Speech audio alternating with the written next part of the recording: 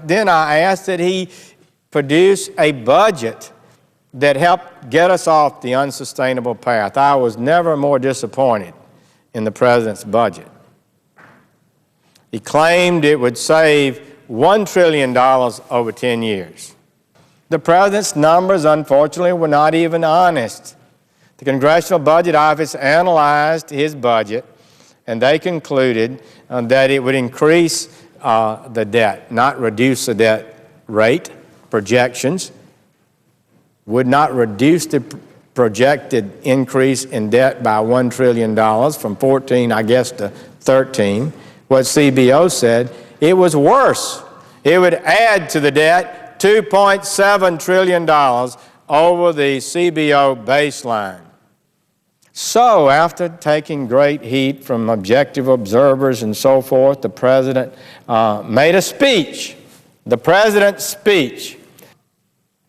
So we have a pattern with the president. He says he's for doing something about the debt path we're on. He opposes any specific action that actually makes a difference in that regard. And then finally, when they were dragged kicking and screaming into saving about $300 billion over 10 years, the president took credit for it, like it was his idea, when they had been opposing it all along. The Democratic leader here proposed a $4 billion reduction in spending, which was nothing. So I just would say I'm worried about where we're heading, how serious we are. Now, the Senate Republican budget staff has looked at the president's speech and tried to see what's in it and see where we could go from there. What they found is it does not reduce spending by $4 trillion. Does not.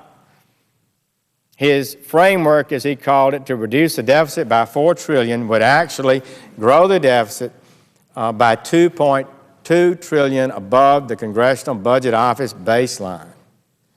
The American people deserve an honest, fact-based budget. Instead, the president's deficit speech was the biggest gimmick yet. Perhaps this is why the White House has been unwilling to heed the call of the Senate Budget Committee Republicans. We wrote him and asked that he take his speech and the budget that he submitted, and it's about 18 inches worth of documents. He's got a huge staff over there that works every year on producing a budget. We said, well, if you've made a speech now and if you've changed what you had in your budget, translate that into a new budget and send it to us. We've had that done in the past a number of times. They've refused.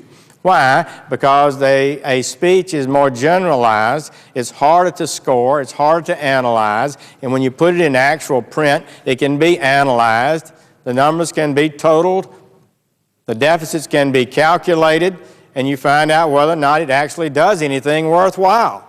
They refuse to do it.